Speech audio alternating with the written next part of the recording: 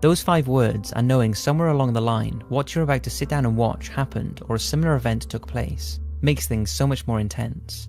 And although with films there is a fine line between a true story and completely made up, there are countless films that use the based on a true story status to spark people's interest, whether that's a paranormal event that has taken place or an infamous murder. Well, here are 5 successful movies that were based on or inspired by true stories. Sit back and enjoy. An American Haunting. American Haunting was released in 2006 and tells the story of a family haunted by an entity that focuses on the youngest daughter. The film is billed as based on true events, so let's talk about the real story of the Bell Witch. In early 1800, John Bell and his family settled in Tennessee, and one day in 1817, when inspecting his cornfield, John encountered a deformed-looking animal with the body of a dog and the head of a rabbit that disappeared after he shot it. That evening, the Bell family heard strange beating noises coming from outside, and the Bell children complained that something was pulling at their bed covers and throwing their pillows in the night. Bell's youngest daughter Betsy was also waking up with slap marks and welts on her face and body. As the locals became aware of the activity and the supposed entity responsible, it became known as the Bell Witch. Over time, the Bell Witch's taunting turned to John and even threatened to kill him. Eventually, he became increasingly unwell, and the entity mercilessly taunted him throughout his illness, apparently cursing and shouting from around their home. On December the 20th, 1820, John succumbed to his mysterious illness, and after his death, the family found a small vial of poison in the cupboard. Apparently, as they picked up the poison, a voice was heard saying that it gave old Jack a big dose of it, which sorted him right out. After John's funeral, the Bell Witch's presence was almost non-existent, but a year later it visited John's widow and told her it would return in 7 years. As promised, it reappeared in 1828, and after hanging around for 3 weeks, it said it would return to Bell's nearest descendant in 107 years, which would be in 1935. That descendant was Dr. Charles Bailey Bell, and although he wrote a book about the Bell Witch and its supposed hauntings it caused his family, it's unclear if he got the promised visit. Nowadays, the Bell Witch is still remembered and is often blamed for unexplainable manifestations in and around the area of the old Bell family farm, as well as sounds of children playing, candles flickering, and malfunctions of electrical equipment. This was all the American Haunting creators needed for the inspiration behind the movie, which they have stated before is based on the Bell Witch entity. Child's Play. The first Child's Play film was released in 1988 and told the story of a fictional serial killer known as Charles Lee Ray. While on the run from police, he is mortally wounded, but before he dies, he takes cover in a toy store where he uses a voodoo ritual to transfer his soul into a talking doll. I'm sure if you're a horror fan, you have seen it, so I won't go into details, but the doll is called Chucky and is acquired by a 6-year-old boy and basically goes on a murderous killing spree. It was followed by a further 6 movies, with rumours of another in 2017. And although subsequent films have been somewhat ridiculed, it's long been said that Chucky is based on a real-life cursed doll known as Robert. Robert was given to Florida artist Robert Jean Otto in 1906 when he was just 6 years old. It was strange looking, being handmade with a wire frame, old clothing, straw, and apparently Jean's own hair, by one of his family's servants. The servant who made the doll was grieving the loss of her own child at the time, and was resentful of Otto's family, claiming they had mistreated her. It was also thought that she was skilled in black magic and voodoo, and put a spell on the doll. Jean became obsessed with this new toy, and was often seen having conversations with it, nothing too out of the ordinary for a child of his age. But as he grew up, the doll became his best friend, and the Otto family would report it giggling and walking around the family's home. Jean went on to become a well-known artist, and visitors to his house, along with his wife, told stories of the doll's strange behaviour. After Jean died in 1974, Robert was banished to the attic and not seen for a while. When the house was sold, the new owner, Myrtle Reuter, discovered Robert and soon became attached to him. She even took him with her when she moved 6 years later. However, in 1994, Robert was donated to the Fort East Martello Museum, as she claimed he was haunted and was moving around the house by himself. A few months later, Myrtle passed away. Initially, Robert was not on display, but as visitors learned that he was housed at the museum and kept inquiring, he was put in a cabinet for the public to view. Almost immediately, visitors experienced problems with their cameras and electronic devices if they tried to photograph him. And letters started to arrive at the museum addressed to Robert, asking for forgiveness for being disrespectful to him, as they were experiencing nothing but trouble after their visit. Robert began to draw the attention of ghost hunters and psychics, with many believing that Robert, much like Chucky, had been joined by the spirit of his lifelong partner Jean. and that was and still is the reason for his strange behaviour. Despite not being linked to any deaths or serious accidents, all of the stories surrounding Robert sparked the imagination for the people behind Child's Play, and a crazy killer doll called Chucky was born. Borderland. Based in Mexico, this 2007 horror film starts with 3 college students who head out for the weekend on a well-earned break from their studies. But one of them goes missing, and it turns out he's been kidnapped by a cult to be used in a ritual sacrifice. The horrific and violent scenes that follow as the students try to rescue their friend are pretty intense, and the gore level is certainly there. But what's even worse is the fact it's based on the real story of Adolfo Constanzo. Constanzo was born in Miami in 1962, but grew up in Puerto Rico, where he was baptized Catholic and was also an altar boy.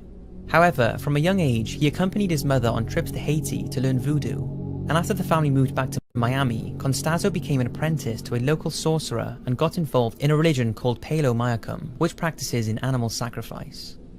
As an adult, Constanzo moved to Mexico City, where he set up a profitable business casting spells to bring good luck, which would often involve sacrifices of more exotic animals like zebras, lion cubs, and snakes. As he gained in popularity, his clients became wealthy drug dealers, hitmen, and high-ranking members of the Mexican society, all of which started demanding more extreme rituals and violence, and Constanzo began raiding graveyards for human bones that he mixed in his cauldron. But it wasn't long before he needed fresher humans. He was soon involved with several corrupt police officers and powerful drug cartels, and became convinced his rituals and spells were responsible for the success of them, demanding they pay him more. One family, the Casados, rejected to pay the extra payment, and 7 members of their family disappeared. They were later found dismembered, with their toes, ears, brain, fingers, and spine missing. In the years that followed, Constanzo moved to a remote ranch in the desert where lots of his sadistic ritual murders were carried out. For example, in 1989, Constanzo's hitmen abducted student Mark Kilroy, and shortly after, Constanzo murdered him, saying Kilroy had been murdered as a good superior human brain was required for one of his potions. Constanzo fled to Mexico City, where the police finally caught up with him, and he was shot dead by one of his cult members at his request. The total death count on Constanzo's hands for the pure use of the rituals is believed to be as high as 70. The Strangers.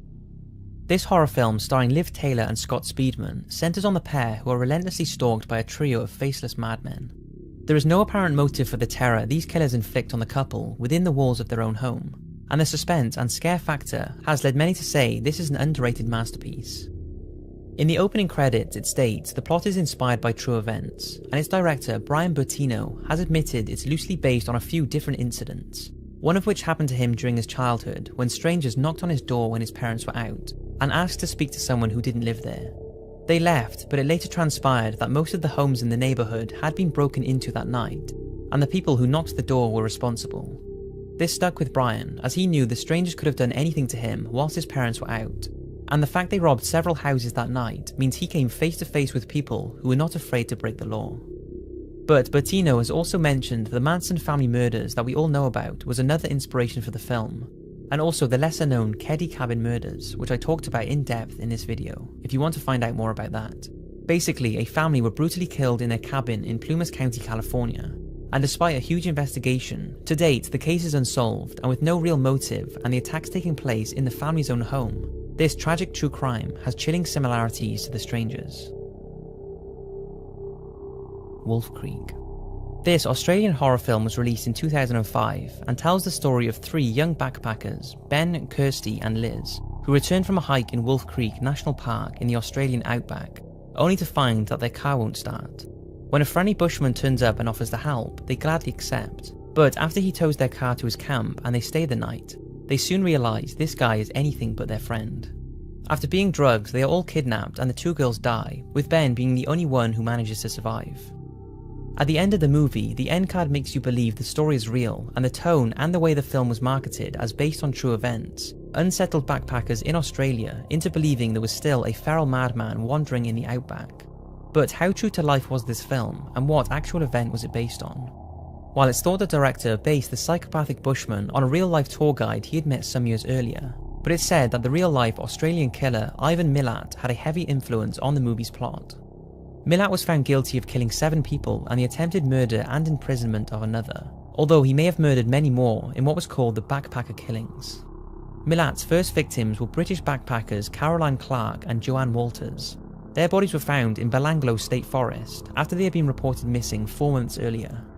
Joanne had been repeatedly stabbed with an unusual injury to her spine, and Caroline had been stabbed and shot in the head 10 times. A primitive fireplace and cigarette butts were also discovered near the scene. No progress was made in finding the killer. Then in 1993, 2 more bodies were found. They were missing backpackers James Gibson and Deborah Everest. The spinal injuries to the couple and the same primitive fireplace nearby convinced police they were dealing with the same killer. An extensive search of Belanglo Forest was conducted, and it took almost a month to uncover any other bodies, when a female German hitchhiker was found who had been missing since 1991. Then, just 3 days later, the bodies of a further 2 German backpackers were found. Milat was finally arrested and sentenced to life in prison.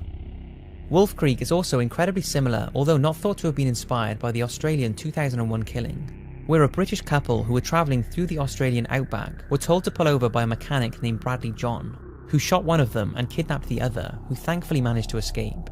The film was in fact delayed its release in Northern Australia because of the Bradley trial. So it's safe to say that if you watch Wolf Creek, it's one of those films where almost exactly what you see has unfortunately taken place, and hopefully will not, but could, happen again. So that's 5 horror movies that were inspired by real events. Thanks for watching, and I'll see you very soon in the next video.